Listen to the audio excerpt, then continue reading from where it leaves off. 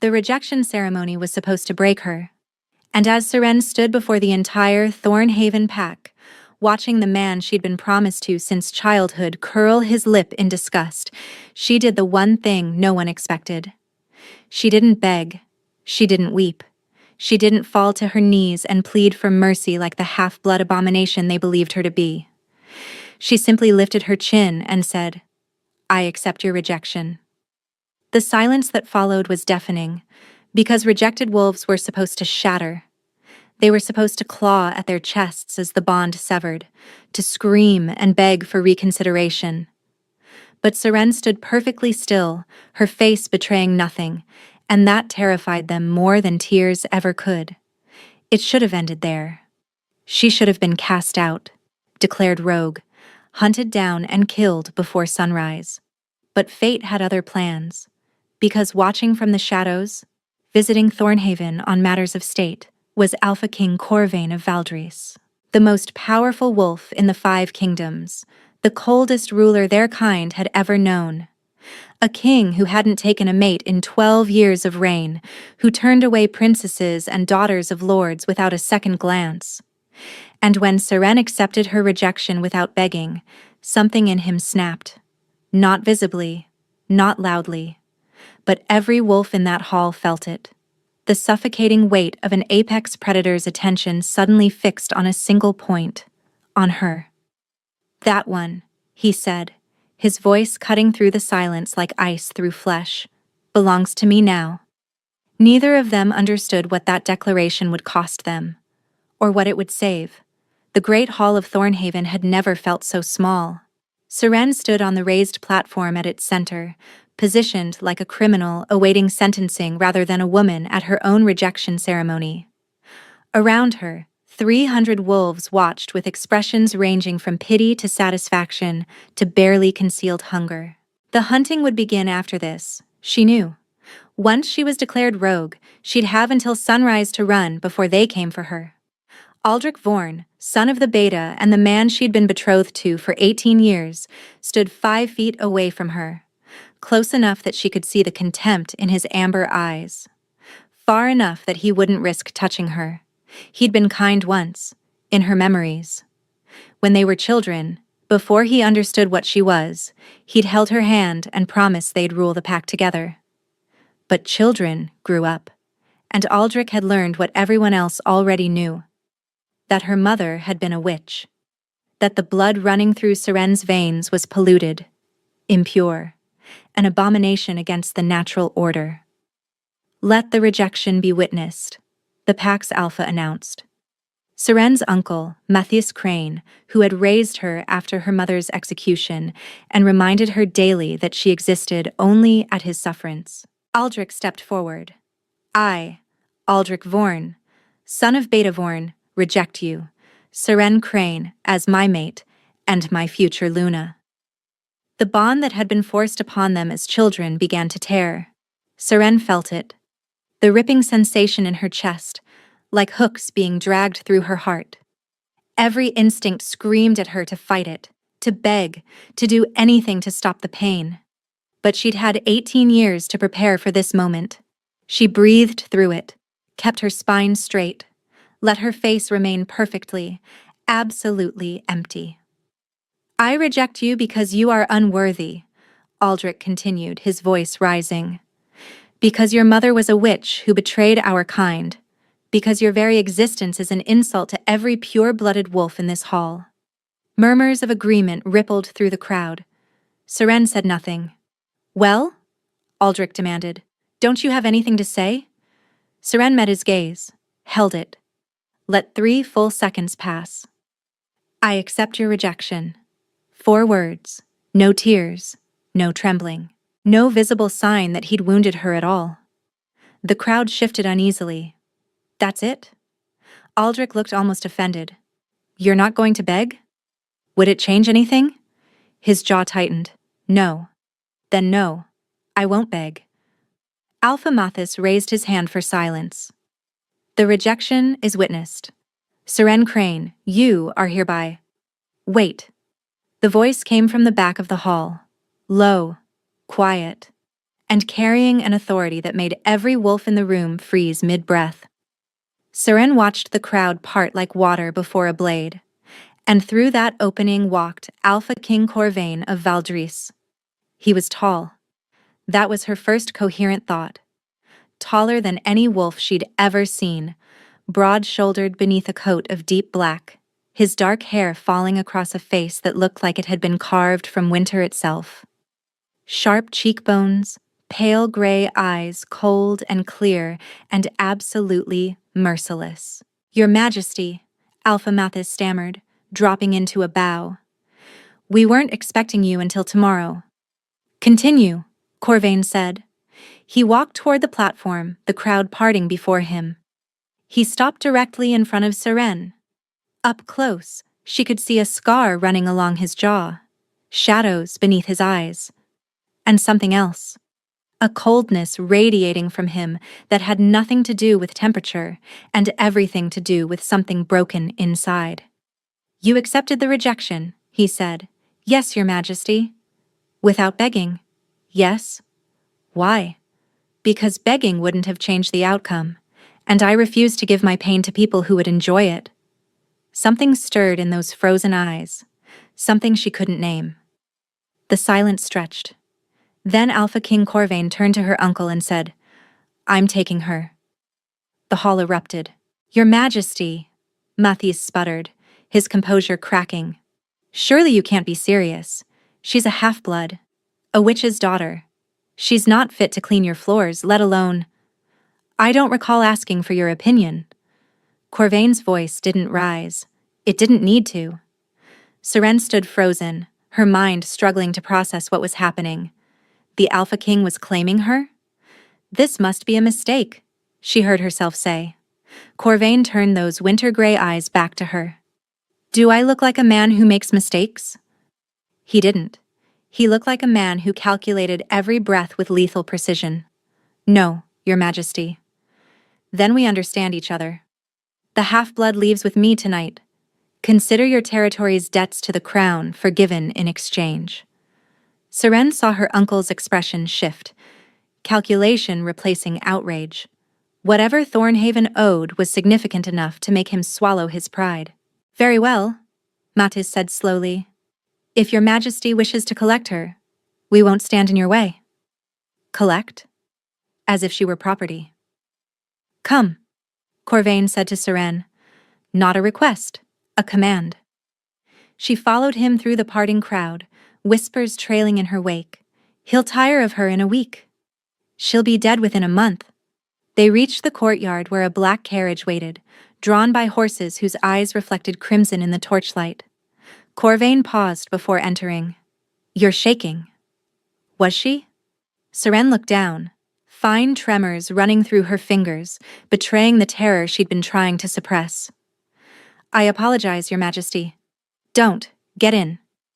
The interior was warmer than she'd expected, lined with dark velvet, a small brazier burning in the corner.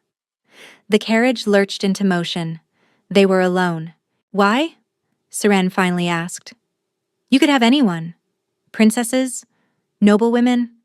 I'm worth nothing." "You're wrong." He didn't look at her. "You're worth something to me." "What?" "You'll find out when we reach Valdris." "Are you going to hurt me?" Surprise crossed his face, almost offended. "No." "Then what do you want from me?"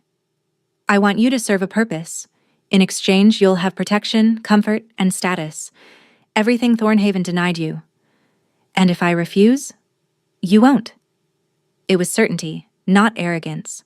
"Because you're a survivor, and survivors don't refuse chances to live." The words struck deep, because he was right. "Fine," Seren whispered. "I'll hear your offer when we reach Valdris." "Good. Now sleep. It's a long journey." She should have stayed awake, but exhaustion pulled at her, and despite everything, she felt something unexpected. Safe. Her eyes drifted closed, and she didn't see Corvain watching her. Didn't hear him whisper so quietly even wolf ears would have missed it. Finally. 3 days later, the carriage crested a ridge, and Seren saw Valdris for the first time. The castle rose from the mountains like a crown of black stone and silver ice.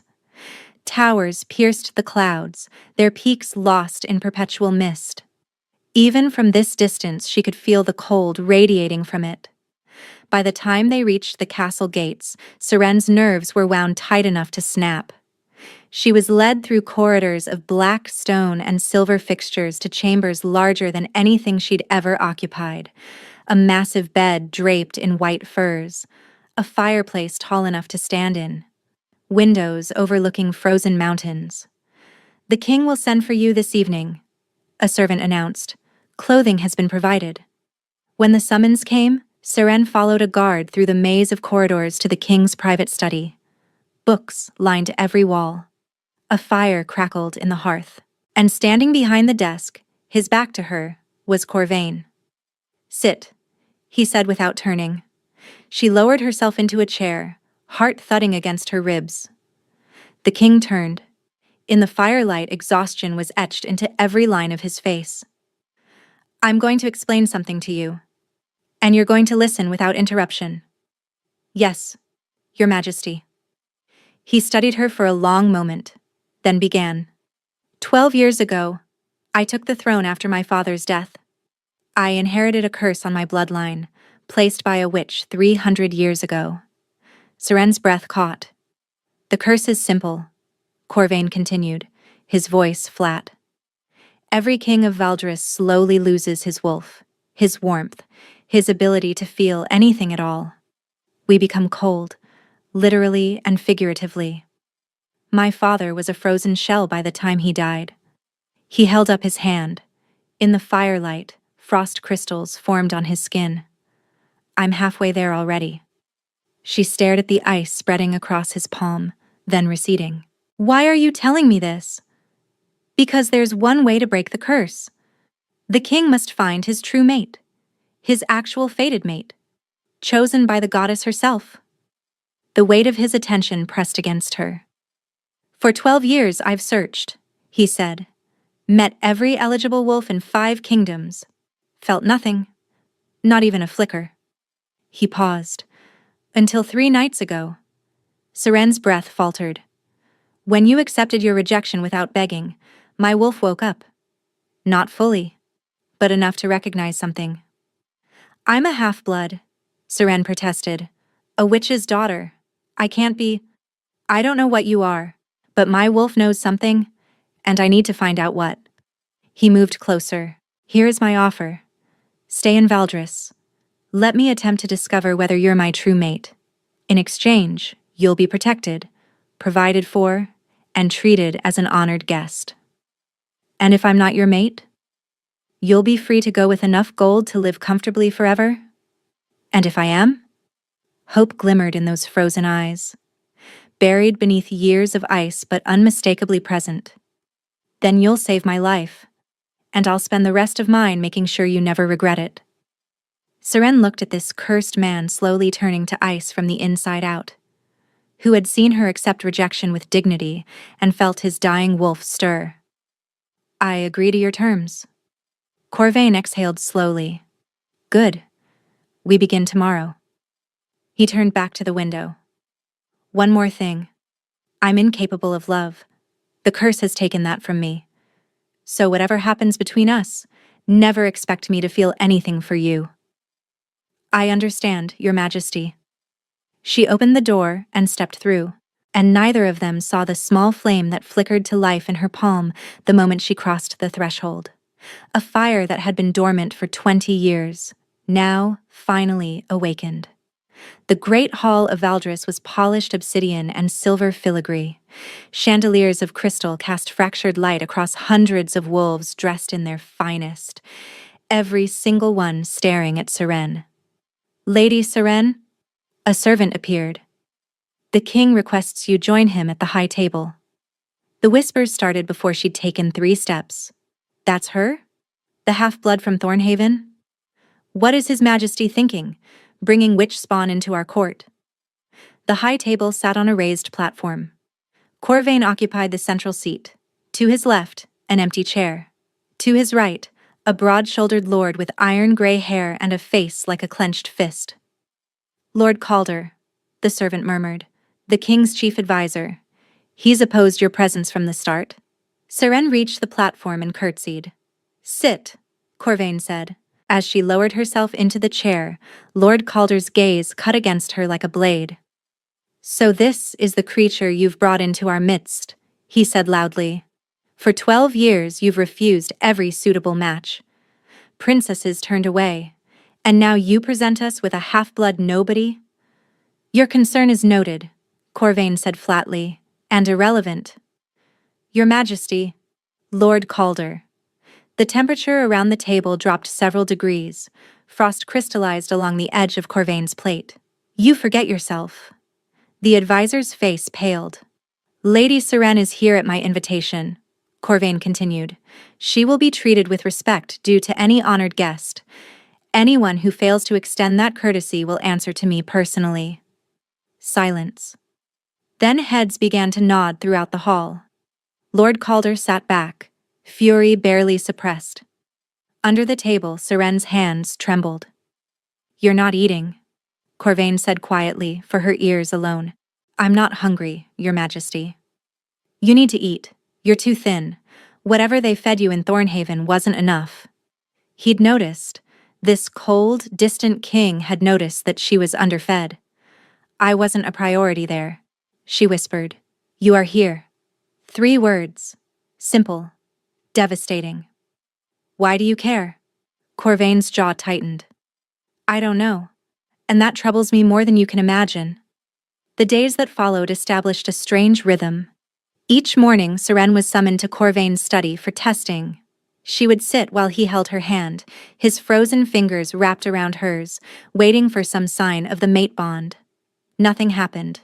No spark. No recognition. But he kept trying. You're frustrated, Seren observed on the 5th day. I'm patient. You're lying. His eyebrows rose slightly. Most people are afraid to call me a liar. My fear reserves are depleted. For one impossible moment she thought his lips twitched, almost a smile. That evening brought something different. There's a formal reception tonight, Corvain announced. Ambassadors from the Eastern Territories. You'll attend with me. Is that wise? The ambassadors need to see stability. A king with a potential mate suggests security.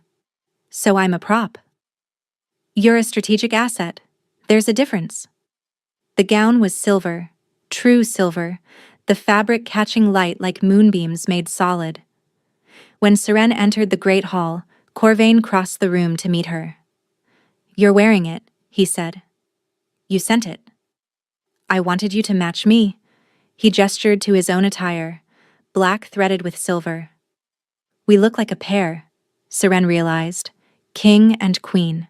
He introduced her to ambassadors with smooth diplomacy, deflecting questions about her bloodline with subtle redirections. He's protecting me, she thought. Again. 3 hours in, exhaustion pulled at her. You need air, Corvain murmured. He guided her through a side door onto a balcony overlooking frozen gardens. Better? Seren gripped the stone railing. I'm not used to this. The constant attention. In Thornhaven, I was invisible. I've been seen my entire life, Corvain said quietly. Every action scrutinized. Never just a person, always a symbol. That sounds lonely. It is. The admission hung in the frozen air between them. Is that why you chose me? Seren asked. Because I was the one person who didn't see a king, who only saw a stranger making an impossible choice. Corvain faced her fully. In the moonlight, the frost in his eyes seemed to glow. I chose you because when you accepted your rejection, something inside me woke up. Something I thought had died years ago. He stepped closer. You're the first person in 12 years who's made me feel anything at all. You said you were incapable of love. Perhaps I was wrong. His cold fingers brushed her cheek, sending electricity through her. And beneath her skin, deep in a place she didn't know existed, a fire stirred. We should go back, Seren breathed. But as they walked inside, his hand found hers. Neither let go. After that night, everything changed. The testing sessions lasted longer, and when they ended, he didn't send her away. "Tell me about Thornhaven," he said one afternoon. "Tell me what they did to you." So she told him. Her mother's execution, witnessed when she was 3 years old, her uncle's cold charity, the servants who spat in her food, the children who threw stones, including her own cousin Vera, Mathis's daughter. The constant, grinding knowledge that she was tolerated, never accepted. When she finished, Corvain's expression could have frozen the sun. "If I'd known," he said quietly, "I would have burned Thornhaven to the ground." That night, he didn't return her to her chambers. "Dine with me," he said. Not a command, a request. They ate in his private quarters, the fire crackling, shadows dancing across the walls. "You're colder than yesterday," Seren observed. "I can see frost forming on your glass." Corvain looked at the ice crystals blooming across the goblet. "The curse progresses faster in winter." "And if we don't find your mate before then?" He didn't answer. Seren rose and took his frozen hand in both of hers, rubbing gently and channeling whatever warmth she had. "What are you doing?" His voice was rough. "Trying to warm you." "No one touches me willingly. Not like this." "Why not?" "Because I'm cold. Because I'm the king. Because I don't deserve gentleness." "Everyone deserves gentleness." A fissure appeared in his composure, a crack in the ice. "I've done terrible things," he said. "Ordered executions, led wars. I'm not a good man. Monsters don't fight this hard to stay human." His gaze burned into hers. "Why do you keep trying to save me when I can give you nothing in return?" "Because I'm falling in love with you. Because you're the first person who ever thought I was worth saving," she said instead. Corvain closed his eyes. Then, slowly, deliberately, he pressed his lips to her palm. The kiss was cold as winter. But beneath the ice, she felt a spark trying desperately to stay alive. "Stay tonight," he whispered against her skin. "Not for testing, not for politics. Just stay." "Yes."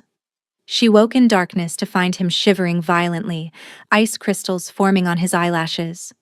"Corvain!" She pulled him closer, wrapping her body around his. "Hold on to me." His arms clutched her convulsively. "The curse is accelerating," he gasped. "Something's changed." What could change it? Hope. His teeth chattered. "The curse feeds on despair, but hope makes it fight harder to extinguish." Understanding crashed through her. "You started hoping. Because of me." For the first time in 12 years, I thought, maybe I don't have to die alone. "What do we do?" "I don't know. But whatever you are, you're the only thing keeping me alive. When you touch me, the cold recedes." He pressed his forehead to hers. "I told you I couldn't love you. But lying here, feeling your warmth against my skin." He shuddered. "I think I've been falling since the moment you refused to beg." Tears blurred her vision. "Don't say you love me," he pleaded. "The curse takes everything I care about. If we acknowledge it, it might come for you too." So instead, she kissed him. It was soft, gentle, a question rather than an answer. His lips warmed beneath hers, his hands tangled in her hair, and deep in her chest, fire ignited. When they broke apart, Corvain stared with something like awe. "Your eyes. They're glowing." Seren touched her face. Her skin felt feverish. "What's happening to me?" But somewhere deep inside she already knew. The witch blood was awake, and nothing would put it back to sleep. The next morning, Corvain looked almost healthy. Color in his cheeks, warmth in his skin. "Whatever you did last night," he said, "it helped." A knock shattered the moment. "Your Majesty, ambassadors from Thornhaven have arrived. They're demanding Lady Seren's return." Ice crystallized across Corvain's knuckles. "Are they?" The council chamber was chaos. Lord Calder stood at one end of the table. Across from him, flanked by guards, stood Matisse and Aldrich Vorn. "My dear niece," Mathis smiled, "we've been so worried about you." "She is home," Corvain said. Your Majesty, surely you understand our position. Having witch spawn at your side when the curse on your bloodline was placed by a witch is my choice, not yours. The Council of Territories will hear of this. The Council of Territories answers to me. Ice spread across the floor toward Mathis's boots. Lady Seren remains in Valdris under my protection. Leave within the hour, or I'll consider it an act of war. Aldrich surged forward. You can't threaten us over that creature. She's nothing. My mate. Silence crashed through the chamber. Corvain turned to Seren. My mate. The one the goddess chose for me. And I will burn every territory from here to the Eastern Sea before I let anyone take her from me. The moment he spoke those words, something snapped into place. The mate bond. It hit like lightning. His cold, his fear, his desperate love flooding through her, and her warmth flooding into him. Corvain gasped, staggering. What's happening? The bond is fighting the curse. But the curse wasn't surrendering. Frost exploded across his skin, coating his arms, crawling toward his face. No. He grabbed her hands. Not now. Not when I finally... Stay with me. Fight it. I can't. The curse knows I love you. Love. He'd finally said it, and the curse was killing him for it. Tell me how to stop it. Find the witch who cast it, he gasped. Her bloodline. My scholars found records. A descendant lives. Somewhere in. His voice failed. His eyes rolled back. He collapsed. Corvain! Deep inside her, the fire roared to life. The world narrowed to a single point. Corvain dying in her arms, the curse consuming him. The bond screaming as it felt him slipping away. Seren pressed her hands to his chest, directly over his frozen heart, and pushed. Not physically. Deeper. With the fire building inside her, the witch blood that had been dormant her entire life. Heat exploded from her palms, the frost sizzled, steam rose. The ice retreated slightly, buying them time. But not enough. Lady Seren. Her maid Marin appeared, face pale but determined. I need to tell you something about the curse, and about your mother. Tell me. Everything. Your mother didn't kill Lord Varen, Marin said quickly. She discovered a secret someone powerful wanted buried. That's why she died. What secret? The curse wasn't placed by a random witch 300 years ago. It was placed by your ancestor, a Blackwood witch betrayed by the first king of Valdris. Seren's blood ran cold. He loved her, promised to make her queen, but when she became pregnant, he cast her aside for a pure-blooded wolf princess. So she cursed his line. Every king would slowly lose the ability to feel, and the only way to break it was for a king to truly love someone of her bloodline. Your mother found the records. She was going to use them to negotiate protection for you. But someone found out. Someone who didn't want the curse broken. Who? Before Marin could answer, a hand closed around Serene's throat. Lord Calder. Did you really think I'd let you ruin everything? He snarled. Generations of planning, centuries of the Calder family guiding cold, malleable kings, and you thought you could waltz in here and destroy it all? You knew, this whole time. I arranged your mother's execution. His smile was grotesque. She came to me first, thought I'd help her. I gave her testimony to the wolves who wanted her dead. And when you showed up at that rejection ceremony, I thought the threat had finally passed. Through the bond, Seren felt Corvain's life force flickering, fading. He'll be dead in minutes, Calder hissed, and you'll follow. Something shifted inside Seren. Not fear, rage, pure, incandescent fury at every person who had taken from her mother, her dignity, and now the man she loved. The fire erupted. Golden flames burst from her skin, forcing Calder to release her with a scream of agony. Seren turned, wreathed in fire, her eyes blazing amber. My mother was innocent. My bloodline carries the key to breaking this curse. And you murdered her for it. Calder scrambled backward, face blistered. You're supposed to be bound. I was never bound. My mother hid my power so deep even I couldn't find it. Until love woke it up. She advanced, fire trailing in her footsteps. You took my mother from me, and you almost took him. Guards! No one moved. Seren raised her hand. Wait. Corvain. Conscious. Barely. Don't kill him for me, he rasped. Don't become a murderer for me. The fire faltered. He deserves to die.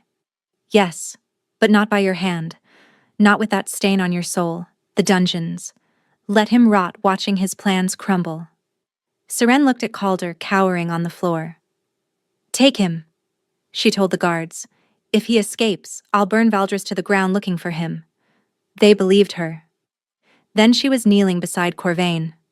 How do I save you? You already are. He smiled weakly. Kiss me.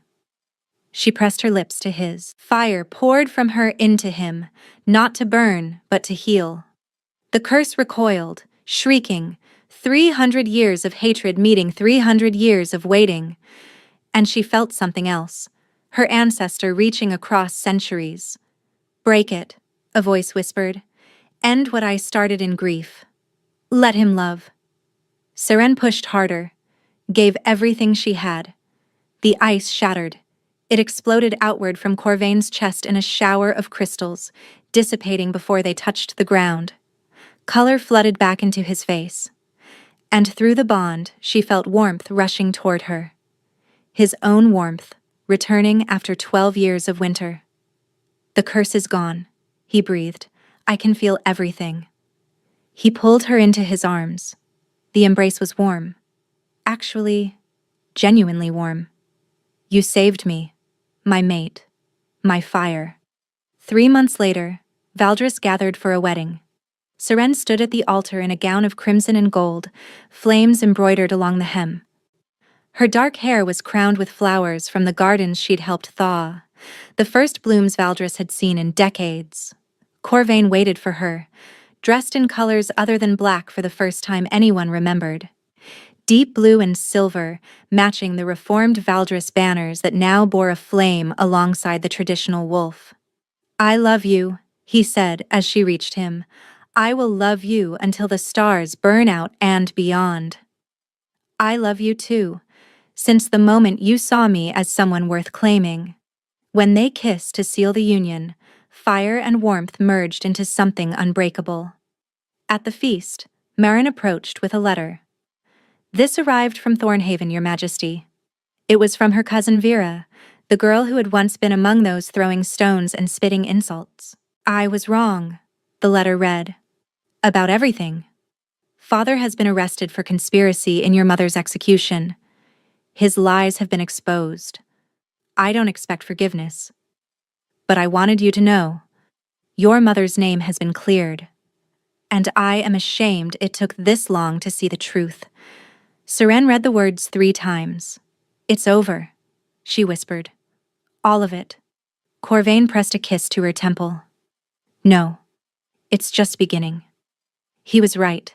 The witch blood that had been her curse was now her gift. The king who couldn't love now loved so fiercely it warmed everyone around him. The half-blood nobody had become a queen whose fire freed an entire kingdom from generations of ice. And somewhere across the veil between worlds, 2 women watched. Isolde Blackwood, who had died protecting her daughter's power, and her ancestor, the first Blackwood witch, who had finally seen her curse become a blessing. She did it, Isolde whispered. She chose love over vengeance, just as I should have. They watched as Seren and Corvain danced at their wedding, watched as warmth spread through Valdris for the first time in 300 years. They'll be happy, Isolde said, tears of peace streaming down her spectral face. Yes, they will. And they were.